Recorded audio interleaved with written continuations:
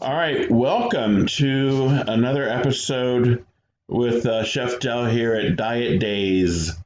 My guest today is a wonderful human being, Terri Edwards. She is a Food for Life instructor.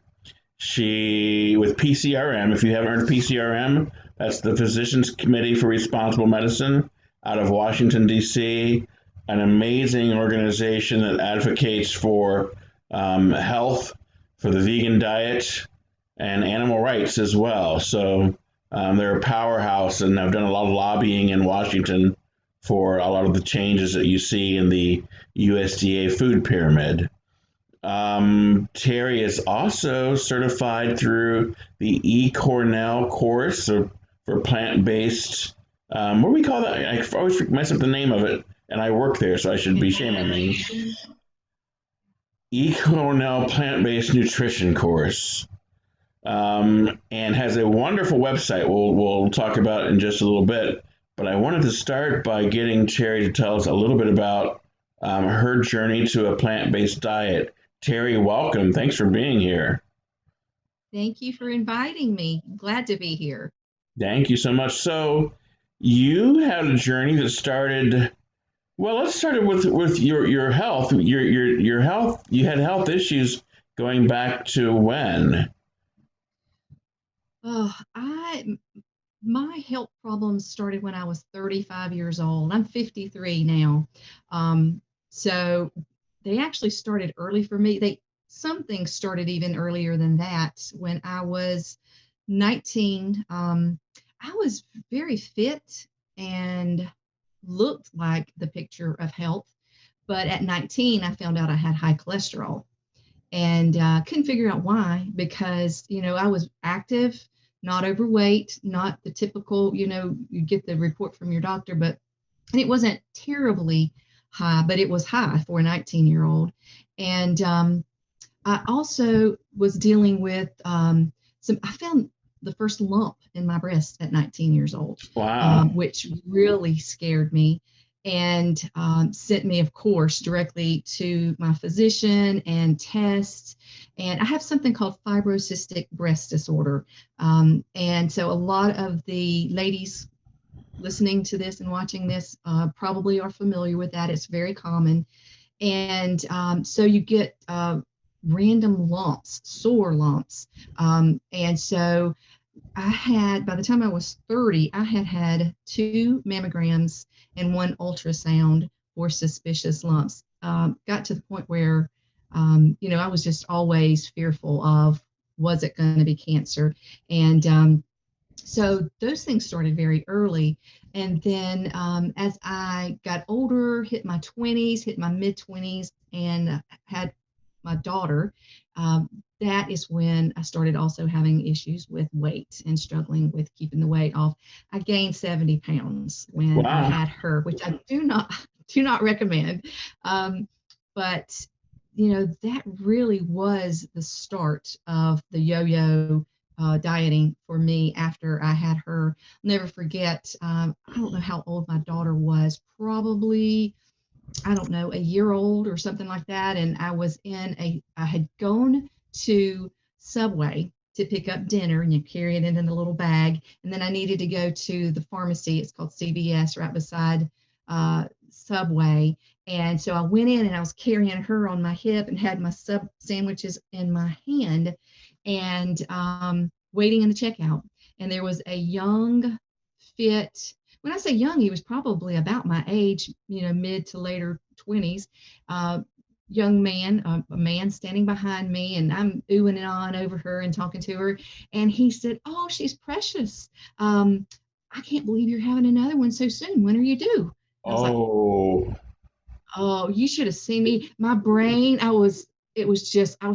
actually tried to think of a date that might, just to play it off Oh. and like I was pregnant, but I was mortified. And when I got home, I couldn't eat my sandwich. I gave my husband his. I said, I don't want this. And so began the yo yoing for me. I don't remember at that point, I had gone on to, I don't remember which diet, but I had tried to lose weight. Oh, that's when I actually started just focusing on fitness.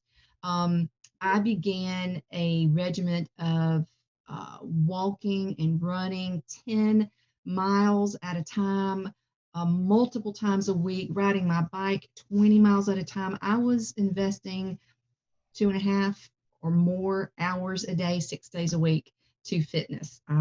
I just really, and it worked. I got down to 115, but I was killing myself doing it. And I did that for 6 years. I kept the weight off by being completely dedicated to the exercise. And I really am that kind of exercise and determination. Some people love it. They love running, and I didn't. I was using it as a way to keep the weight off. And I noticed, I don't know, maybe 5 years into it, that I was starting to gain weight. Not a lot, but the scale was creeping back up a little bit, and I couldn't figure out why, because dedication, I had it. One of the neighbors, I live in North Carolina in a very rural area, and most of the people around on our road are family or have been friends forever.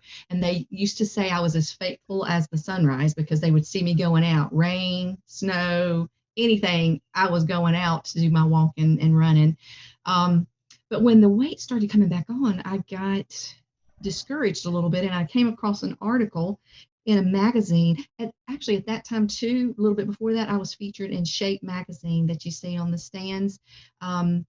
They featured me because I had lost the weight, and they had me with my little hand weights when I was walking, kind of a thing. And I was telling everybody how I had found the answer to weight loss, and it was just fitness, just work hard. But then, the weight started creeping back on, and the article that I read said, as we age, our metabolism begins to slow down, and that whatever we're doing for exercise, we're going to have to up the ante, that we're going to have to keep year after year doing more of whatever we're doing, just shifting it around. And I thought, how in the world? I was already dedicating so much time and effort to fitness. And like I said, I didn't love it, but it was keeping the weight off. And that became the stumbling block for me, because I didn't stop exercising altogether, but as I kept exercising and the scales kept creeping up over time, probably a year, I kept doing less and less, and figured, why bother? And so then yo-yo dieting, keto, Atkins, all that, tried it all. Eat right for your blood type. Mm-hmm. Don't do it, but I did. I tried it. I was desperate. But for me, about the age of 35, I started having high blood pressure. And my weight was going up and down with each diet, not a lot, but going up and down every time I tried something new. And so I also had acne that I had when, as a teenager, it started, and I didn't outgrow it like most people do. It was with me, at 45. I was still taking adult acne medication, one called doxycycline. Had been on it for years. And I had sleep problems. I had a lot of hormonal issues, things going on. But the biggest problem for me around age 35 was joint problems. It started in my hands. Normally, if, when it's weight related, it starts in weight bearing joints, your knees, your hips, and your Right. ankles and stuff. But for me, it was my hands. And it progressively got worse year after year. And so my mom has been disabled since she was actually my age. I'm 53. She was 52, 53 when she had problems before that, but, legally disabled at 53. She has rheumatoid arthritis, along with a host of other medical problems. And I had watched her suffer so much. So when my joints started causing me problems, it got my attention, especially as it moved and didn't move, it stayed in my hands, but then my hips and my knees. And eventually, when I was 45, I, would sit down at my desk or to watch TV for just a little while, 15, 30 minutes. And when I would get up, the bottoms of my feet had become involved. So when I was taking steps, it was painful steps. Oh, wow. Um, it was affecting my life, that it was affecting what I felt like doing. And I was taking ibuprofen every single day, way over what is recommended allowance for that. But it was my coping mechanism. And I did go to the doctor, had my blood tested for RA that came back negative, but mom had 2 negative tests before she ever got a positive. And they put me on different medications, but nothing was really helping with my joints. And my daughter has been vegan since she was 16. And she had watched me struggle with, my health progressively worsening. And, she asked me to watch Forks Over Knives. I had no idea what Forks Over Knives was. And because she is an ethical vegan, she had me watch a lot of other shows, and I was like, but I would watch them, but it would, affect me. And so I didn't watch Forks Over Knives at first. We're actually probably real close to a year, because I thought that was what it was going to be. And I was like, oh, I can't do it. But finally, she kept after me, and I did watch it in 2013, and it changed my life completely. I sat down to watch it that evening, not wanting to watch it, but just wanting her to quit asking me if I had watched it. And so I sat down, and I was going to watch it in the living room. And my husband said, he wasn't watching it. He wanted to watch a ball game, and he was going to watch it in the other room. But once Forks Over Knives started playing, his game got delayed. He sat down, and before I knew it, he was watching it too. Not all of it, but he watched a good bit of it. And it was a game changer. It was what I needed. I had tried all these other diets because of all the hoopla and the hype, and it'll do this and it'll do that. So I was still a little reserved, thinking this sounds too good to be true. But what have I got to lose? I will give it a try. Right. And I started the next day. The very next day, Wow. I started with breakfast and grew from there. And I'd say within 2 weeks, maybe 2.5 weeks, I started noticing that my joints were, well, just visibly in my fingers. They weren't swollen. As the swelling was coming out, and I could bend them, and it was getting better. I was sleeping better. I wasn't having to take the antibiotic for my adult acne, and things just, I was convinced after, when I started it, I said 4 weeks. That's what I'm going to do. 4 weeks. That's it. We're going to test it, see what happens.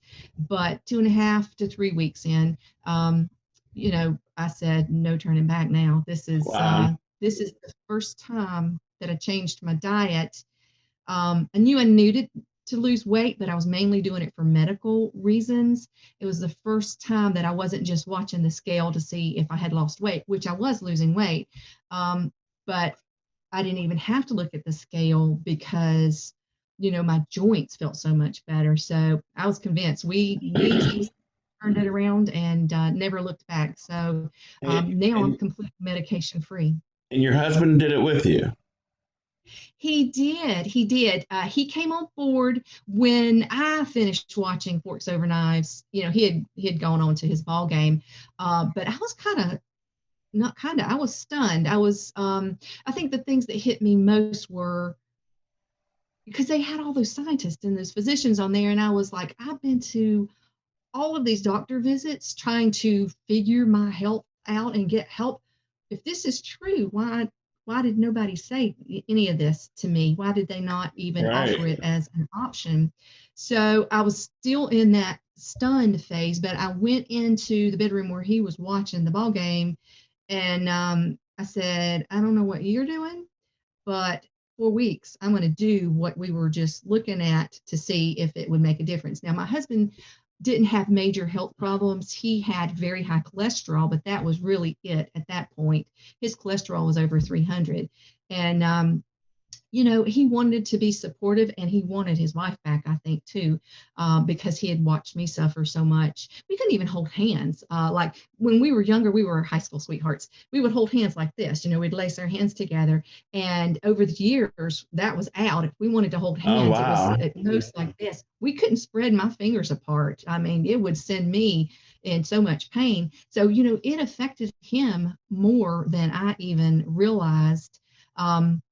Because I overheard him telling one of his friends once we got on it and my joints were better. And we had a friend over, it's a childhood friend of his, and he said, I can hold her hand again. And so I was like, oh my gosh, That's sweet. I just didn't have an idea of things that meant so much to him. I had just learned to live, within my pain threshold. And to him, he just missed holding my hands. So, it was amazing. And so anyway, he said, I'll do it with you. He said, I might not do it 100%, but I'll do it with you. And so he did. He's still not 100% on it. He lost about 40 pounds, somewhere around in there. Wow. And his cholesterol, no medication for cholesterol or anything. So he's done well. Now I would say he's probably about 70%, something like that. But at home, all we eat is plant-based. So when he's eating off plan, he's eating somewhere else. But yeah, I mean, he got his cholesterol under control, lost some weight, and I really reaped the benefits because I had so much against me at that point as far as health goes. So yeah, dropped. I dropped over 50 pounds. It was probably about 53 pounds. And have been going at it ever since. And I'm completely medication free. Don't take anything in medication wise. So You're, yeah, it's been a whirlwind. It's been a life changer for me. I got my life back. you did get your life back. And you're an example. I used to have this theory that there were two people in the world, and there's the one who will get sick and do anything to not be sick, that will change diet and everything. And then there's the other, there's the smoker that you see trying to smoke their last cigarette next to their lung machine on their deathbed, right? Right. Um, and you're the example of the former, of someone who is determined that they're going to do this and it's right. And I say that because I have this Facebook group, Chef Del's Diet Daze, and there are those of us who may even eat a whole food plant based diet, but still struggle with weight loss, right? And we're trying to figure out. A lot of us are like, I'm at a place where I'm 60 years old and my metabolism is tanked, and I stopped exercising, and blah blah blah, and I've got to figure it out because I don't want to live the rest of my life unable to do and to be in fullest health. So Mhm. I'm encouraged whenever I meet people who, get that determination going, and I think it is determination, that pushes you forward every day, don't you? I do. I definitely think it's got a lot to do with it, but I'll be honest. I've watched my mom decline even now in her health. I guess she's what, 75-ish right now. Sometimes she is doing okay, and then other times, most always now, she's on a cane or a walker. Um, and knowing that genetically I was showing signs of going down the same road as her, just watched her struggle desperately. To me, that is a huge motivator.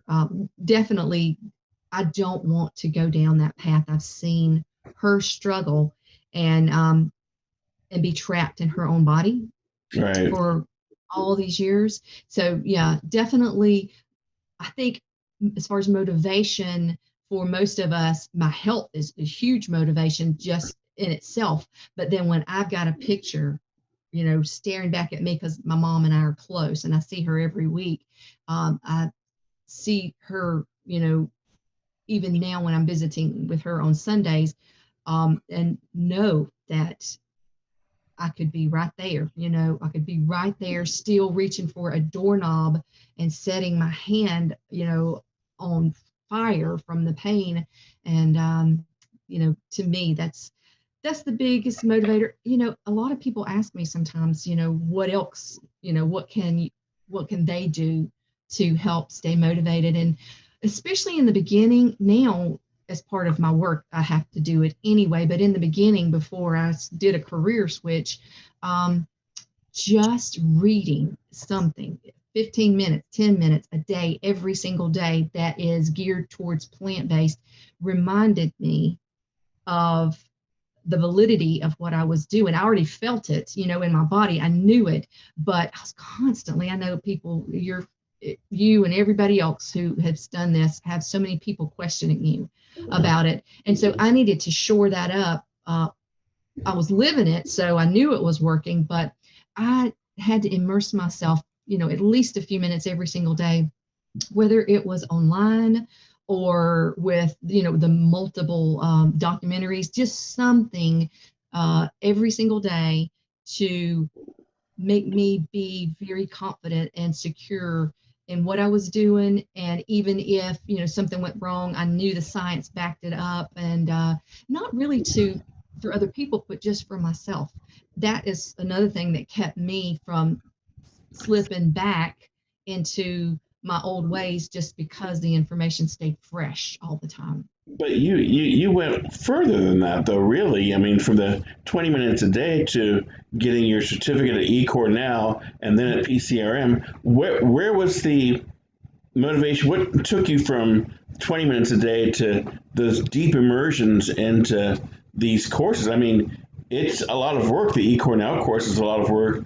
And then I know that the Food for Life instructor training at PCRM is an ongoing commitment. What got you Yeah. motivated to go in those directions? And then on top of it, let me add, you have a successful blog and website that's very active. Yeah. I became obsessed. No, truly, I think that as my body was changing and healing, I knew that eating plants was working, but I did not understand why. And my background is business. I have a business degree, not in nutrition or, medical or anything. So I didn't understand. I've always had an interest in science, but um, I was witnessing it with myself, but I didn't understand the mechanism. So I just kept wanting to go deeper.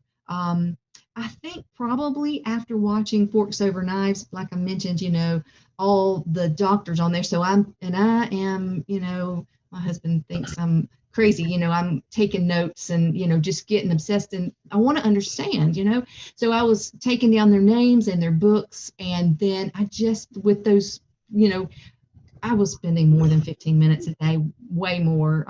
But I was just, for the 15 minutes, I was encouraging others to at least maybe aim for that and see, that you stay immersed in it to keep you going. But me, I was in it like to win it. I was like, okay, who is this Dr. Campbell? What else has he written? What is the China study? I want to know.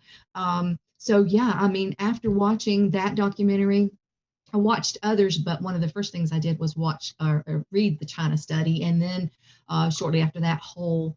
And there was a conference that came to North Carolina in Asheville at the UNC Asheville campus, and Dr. Tom Campbell came and Dr. Robert Ostfeld came. There were others, and I really went to that. At that point, I don't even know where I was in my studies, but I just wanted to learn more. And every time I did something like that, it drew me, more and more into it, and I wanted to understand. So I signed up for the eCornell class and took it.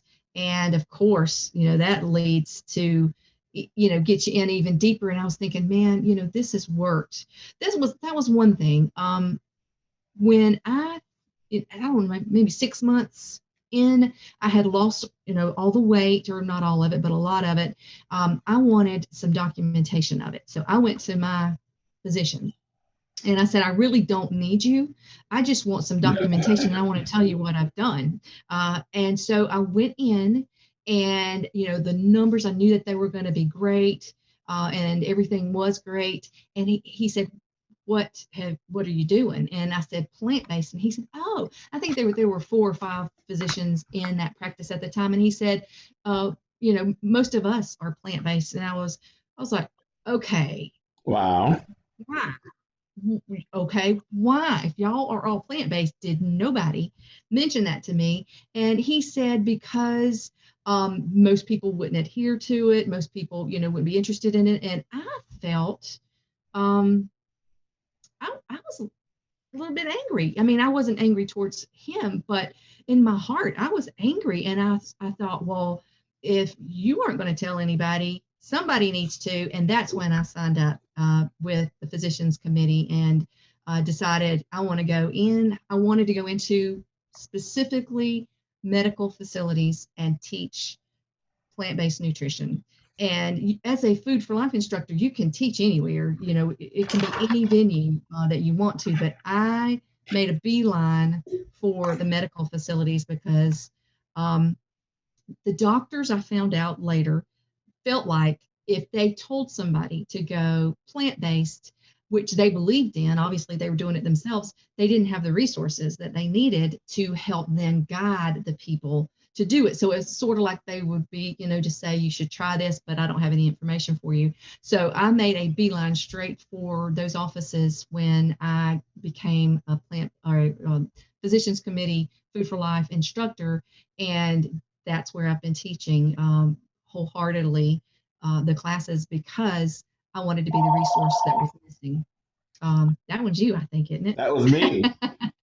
um, but yeah, I mean, I was welcomed, believe it or not, welcomed into, and I know every Food for Life instructor does not have the reception that I had, but I was so thankful that, and of course, not everybody said yes, but I got my foot in the door at a large cancer center in South Carolina near me, and multiple doctor's offices in the hospital. And once my foot was in, more opportunities came to share about plant-based nutrition. So, and as I was sharing, some of the medical staff, especially nurses and dietitians that I was in contact with, were going off to plant-based classes, to the classes that you go to get your continuing education credits, Right. and coming back on fire. And then they were ready to share too. So I've been very blessed with the people that I've been able to network with in the medical community that are so supportive of this. So it Let me continues to grow. let me ask you, how do you become a food for life instructor? What's that process like? Unlike the eCornell classes, you go in and you take the series of classes. It's a curriculum. With Food for Life, it's more like a job interview, really. You can go to the Physicians Committee's website, and I'm not sure how they're doing it now. When I first applied, once a year, they were licensing new instructors. And so you would apply and you had to fill out an application, do a demonstration video of you, doing a recipe, and just fill out all the information. And you went into the next process. They chose from the applicants. I think the year that I applied, which was 2015, they had 140 applicants, and I've forgotten. I think they chose, I don't know how many they chose, but I think they're down to choosing 30 at a time now, but they're doing 2 sessions a year. So at least the last time I checked with them, they were doing it twice a year instead of once a year. But after you're chosen, you go for phone interviews. Once you make it through the phone interview process, then they invite you to come to Washington, D.C. to come and do the training, which is just a weekend long training event. And then you get your certification to teach and find venues and start spreading the plant-based message. I tell you, the PCRM conference, which I went to for many years at my previous place of employment, we were a sponsor there and had a table. Some of the best food of any conference I've ever been to.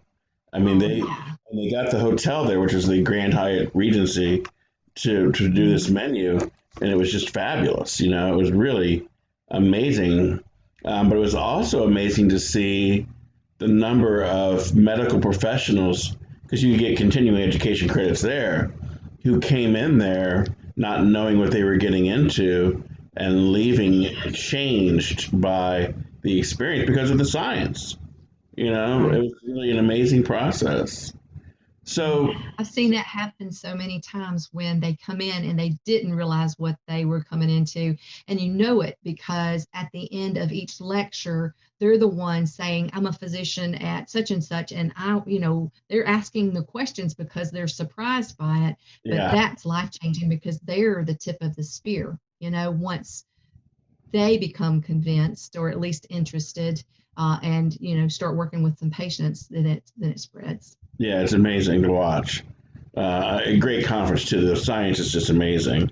So let's talk about your website because I've been perusing around there and also found it very impressive. One of the things I like the most, in addition to wonderful recipes, and I know that we can find some of your recipes on the CNS website, the nutritionstudies.org website, but a lot more on your own website.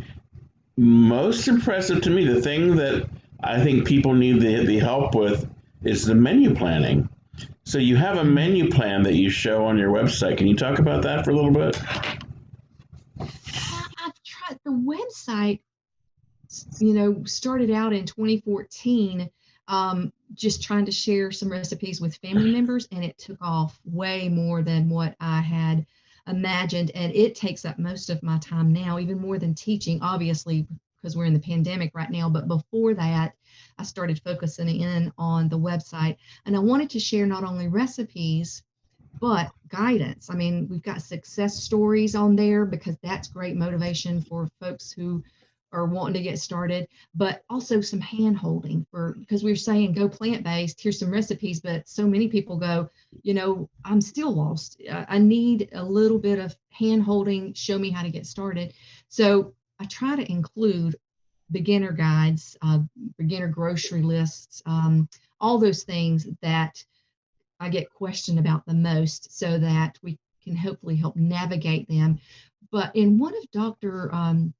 Neil Barnard's books, I'm trying to think which one it was. I don't remember offhand which one it was, but the idea for the menu planner really came from that because he said, and it's true, that when we are trying to change our diets, um, that the menu planning is one of the biggest questions that comes up. And he said, if you think Mm-hmm. about it, we all have about 9 meals that we go to and we just remake them. He calls them the 9 wheelhouse meals.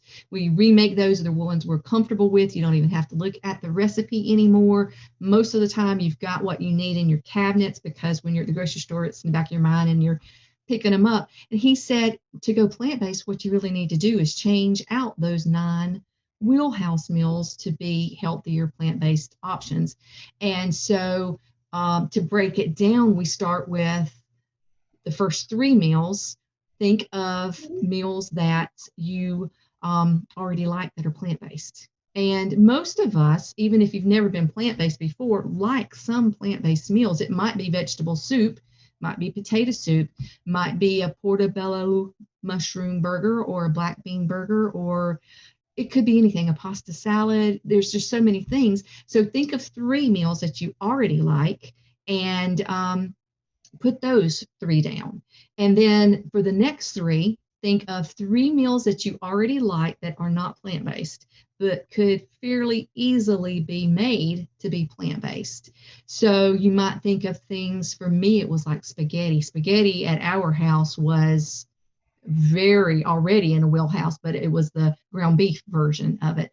So I figured a way to, and it's so simple to change the spaghetti to be completely plant-based because you have so many options. You may just have marinara sauce, or you may make the marinara sauce with mushrooms and chunky vegetables like maybe squash or zucchini and things like that you could throw in there. For me, I do throw vegetables, mostly mushrooms and onions in there, but I also throw bulgur in there. And I know a lot of people may not know what bulgur is, but it is wheat. It's a grain, cooks just like rice on the stovetop, and it is crumbly in texture. So when you add bulgur to things like spaghetti sauce or lasagna or tacos, you get that ground beef texture as long as you don't overcook it. You get that ground beef texture and it just soaks up the flavors of the spices that you're using. So when we have a dish where we used to put ground beef in it, most of the time I'm going to toss some bulgur in there. So spaghetti was easy to change. There are so many other dishes. Lasagna, instead of doing a ground beef lasagna, I would do the mushrooms and the spinach, and I make my own vegan cheese. So we could easily change the lasagna. And so let those be the next 3 meals. So now you're up to 6 meals that are completely plant-based. And for the last 3, peruse the website like mine, and there's so many other plant-based websites or books, and keep trying recipes, keep trying them. You're going to find some that stink. Right. Everybody's preferences are different, but don't give up, right? Right. Keep going, keep trying until you find 3 new ones that could go into your wheelhouse, and that your family likes, that you like, and then you've got 9, and it becomes routine.